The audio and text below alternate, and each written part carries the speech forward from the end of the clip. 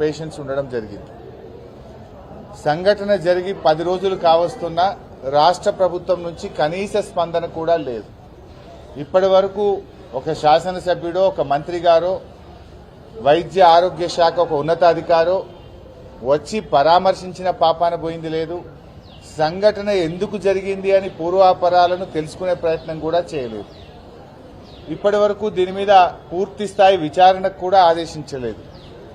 ఇవాళ ఆ తల్లుల పరిస్థితి ఏంది? చిన్న పిల్లలు, వాళ్ళు పూర్తిగా కోలుకొనకపోతే రేపు ఆ పిల్లల్ని ఎలా చూసుకోవాలి, ఆ సంసారాన్ని ఎలా వెళ్లదీయాలి, ఆ కుటుంబ పరిస్థితులు ఎంత దారుణంగా దెబ్బతింటాయో ఒక్కసారి ఆలోచించాల్సిన అవసరం ఉంది.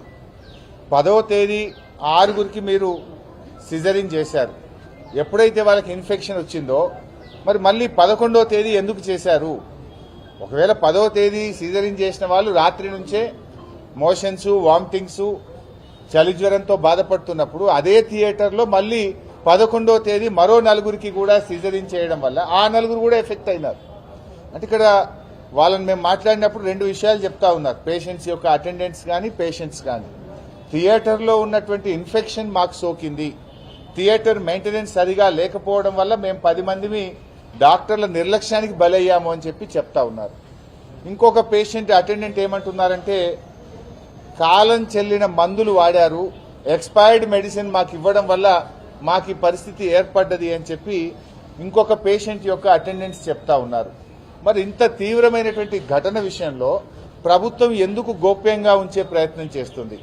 ప్రభుత్వం దీని మీద ఎందుకు విచారణకు ఆదేశించలేదు? దీనిపైన పూర్తి స్థాయి విచారణ జరపాలని, నిర్లక్ష్యానికి బాధ్యులైనటువంటి వారి మీద వెంటనే కఠిన చర్యలు తీసుకోవాలని చెప్పి కూడా మేము ప్రభుత్వాన్ని ఈ సందర్భంగా డిమాండ్ చేస్తా ఉన్నాం.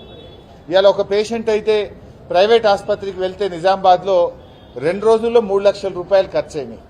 పేయి మీద ఉన్న బంగారం అమ్ముకొని 3 రూపాయల మిత్తికి తెచ్చి ప్రైవేట్ ఆసుపత్రుల్లో 3 లక్షలు ఖర్చు పెట్టుకున్నాము, అయినా నా బిడ్డ ఆరోగ్యం ఇంకా బాగా కాలేదు అని ఆ తల్లి వాళ్ళ ఏడుస్తా ఉంది ఈరోజు. అంటే ఇది ప్రభుత్వ నిర్లక్ష్యం, నేరపూరితమైన నిర్లక్ష్యం. వైద్య ఆరోగ్య శాఖ పూర్తిగా పడికేసిన పరిస్థితి ఏర్పడ్డది. ఇవాళ ఇంత జరిగితే ప్రభుత్వానికి చీమ కుట్టినట్లేదు. 10 మంది మహిళల ప్రాణాలతో చెలగాటమాడినారు. అంటే మీ ప్రభుత్వంలో ఇందిరమ్మ పాలనలో మహిళల ప్రాణాలకు రక్షణ లేకుండా పోయింది. ఇందిరమ్మ పాలన మాటల్లో ఉంది తప్ప ఇవాళ మీ పాలనలో మహిళల ప్రాణాలకే లెక్క లేకుండా పోయింది, వారికి రక్షణ లేనటువంటి పరిస్థితి ఏర్పడ్డది. అంటే ఇలా ఈ ప్రభుత్వం ముఖ్యంగా ఈ మధ్య మనం అక్కడ కూడా చూసాం, ఇక్కడ భద్రాద్రి కొత్తగూడెం జిల్లాలో డెలివరీకి వెళ్లినటువంటి మహిళను జాయిన్ చేసుకోకపోవడం, బెడ్ ఇవ్వకపోవడం వల్ల నిలబడే బిడ్డకు జన్మనిచ్చినటువంటి హృదయ విదారకమైనటువంటి సంఘటనలు కూడా ఈ రాష్ట్రంలో జరుగుతూ ఉన్నాయి. భద్రాద్రి కొత్తగూడెం ఆసుపత్రిలో వైద్యం అందక నిలబడి డెలివరీ, ఇక్కడేమో 10 మందికి మీరు సి సెక్షన్ చేస్తే వాళ్ళు మొత్తం కూడా ఇవాళ తీవ్రమైన ప్రాణాపాయ పరిస్థితుల్లో ఉండడం, ఇవాళ డయాలసిస్ మీద వెళ్ళినటువంటి పరిస్థితి. ఇవాళ ఇంకా చివరికి వాళ్ళు చెప్తా ఉన్నారు, పిల్లలకు పాలిస్తే ఆ పిల్లలకు కూడా ఇన్ఫెక్షన్ సోకి నీలోఫర్ ఆసుపత్రిలో ఆ పసిపిల్లలు చికిత్స తీసుకునేటువంటి పరిస్థితి. అంటే తల్లులకు సోకినటువంటి ఇన్ఫెక్షన్ పాల రూపంలో పసిపిల్లలకు కూడా చేరి ఆ పిల్లలు కూడా ఈరోజు జాండీస్తో రకరకాల ఇబ్బందితో నీలోఫర్ ఆసుపత్రిలో ఆ పిల్లలు చికిత్స పొందుతున్నటువంటి పరిస్థితి ఏర్పడ్డది. అంటే ముఖ్యంగా ఈ ప్రభుత్వ ఆసుపత్రులను గాలికి వదిలేసింది. ఆనాడు కేసీఆర్ గారు ప్రభుత్వం ఉన్నప్పుడు బిడ్డ కడుపులో పడగానే న్యూట్రిషన్ కిట్ ఇచ్చాం, బిడ్డ పుట్టగానే కేసీఆర్ కిట్ ఇచ్చాం. ఆ బాలింతలకు, గర్భిణీ స్త్రీలకు ఆరోగ్య లక్ష్మి పథకం కింద పాలు, బ్రెడ్, పౌష్టిక ఆహారాన్ని అందించాం. అదేవిధంగా మహిళల ఆరోగ్యం కోసం ఆరోగ్య మహిళ అనే కార్యక్రమాన్ని ఆ రోజుల్లో మేము ప్రారంభించాం. తల్లి బిడ్డలను తీసుకురావడానికి, ఇంటి దగ్గర దించడానికి అమ్మఒడి వాహనాలను బీఆర్ఎస్ ప్రభుత్వం తీసుకొచ్చింది. ఆనాటి కాంగ్రెస్ ప్రభుత్వంలో ప్రభుత్వ ఆసుపత్రుల్లో డెలివరీలు 30-35% ఉంటే దాన్ని 72% బీఆర్ఎస్ ప్రభుత్వ హయాంలో తీసుకువెళ్లాం. ఈ రోజు మళ్లీ ప్రభుత్వ ఆసుపత్రుల్లో డెలివరీలు తగ్గాయి. బీఆర్ఎస్ హయాంలో 72% ప్రభుత్వ ఆసుపత్రుల్లో డెలివరీలు జరిగితే ఈ రోజు మళ్లీ అది 50% పడిపోయింది.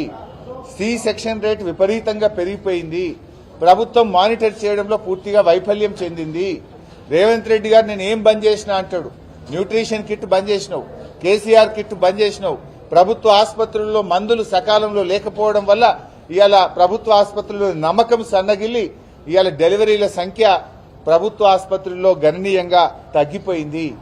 ఆనాడు బీఆర్ఎస్ ప్రభుత్వ హయాంలో మేము తీసుకున్న చర్యల వల్ల మదర్ మోర్టాలిటీ రేటు 92% నుంచి 43కు తగ్గించాము. ఆ రోజు 92 నుంచి 43కి తగ్గించి దేశంలోనే 3వ ఉత్తమ రాష్ట్రంగా తెలంగాణను మదర్ మోర్టాలిటీ రేట్లో తెలంగాణ రాష్ట్రం ఆ రోజు తీర్చిదిద్దడం జరిగింది.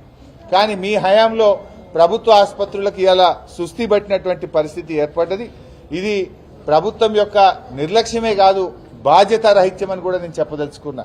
ఇవాళ ఎందుకు బాధ్యత రహిత్యం అంటున్నా అంటే ఈ సంఘటన జరిగి 10 రోజులైనా వైద్య ఆరోగ్య శాఖ మంత్రి గారు రాలేదు, జిల్లా మంత్రులు రారు, శాసనసభ్యులు రారు, వైద్య ఆరోగ్య శాఖ ఉన్నతాధికారులు రారు, ఎవరు కూడా పట్టించుకోరు. ఎందుకు ఇంత గోప్యంగా ఉంచే ప్రయత్నం చేస్తున్నారు?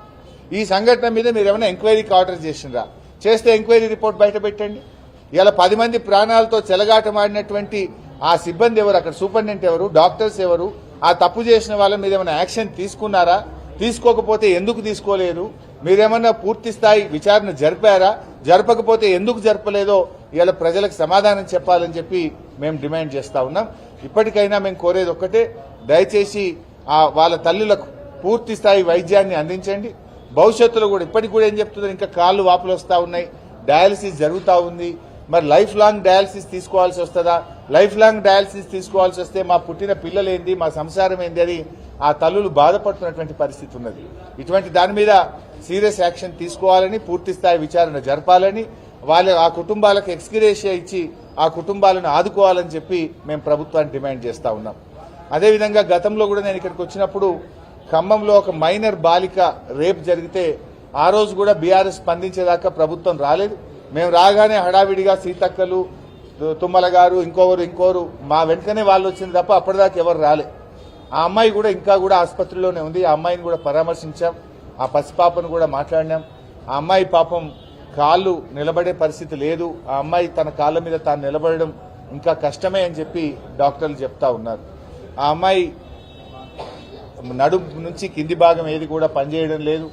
యూరిన్ కానీ, మోషన్స్ కానీ, కాళ్ళు నడవడం కానీ ఇవన్నీ చాలా కష్టం అని చెప్పి పాపం డాక్టర్లు చెప్తా ఉన్నారు.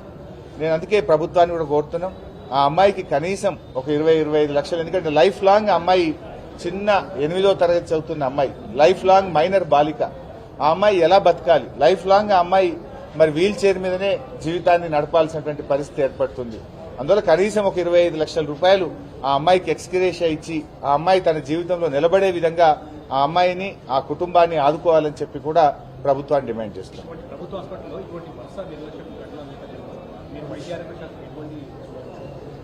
నేను గతంలో వైద్య ఆరోగ్య శాఖ మంత్రిగా రెగ్యులర్ సూపర్విజన్ ఉండేది. ఆసుపత్రుల పట్ల, పేదల పట్ల ఎంతో బాధ్యతతో నాడు కేసీఆర్ ప్రభుత్వం పనిచేసింది. ఇవాళ సూపర్విజన్ లోపించింది, మందులు కూడా పూర్తి స్థాయి నిల్వ ఉండడం లేదు, జవాబుదారీతనం లోపించింది. ఇవాళ రివ్యూస్ అనేటువంటివి లేకుండా పోయినాయి. అందువల్లనే ఈ పరిస్థితి ఆగమ్య గోచరంగా తయారైంది. ఏది ఏమైనా ఒక సంఘటన జరిగినప్పుడు ప్రభుత్వం స్పందించాలి, విచారణకు ఆదేశించాలి, బాధ్యుల మీద కఠినమైన చర్యలు తీసుకుంటే ఇవి పునరావృతం కాకుండా ఉండడానికి అవకాశం ఉంది.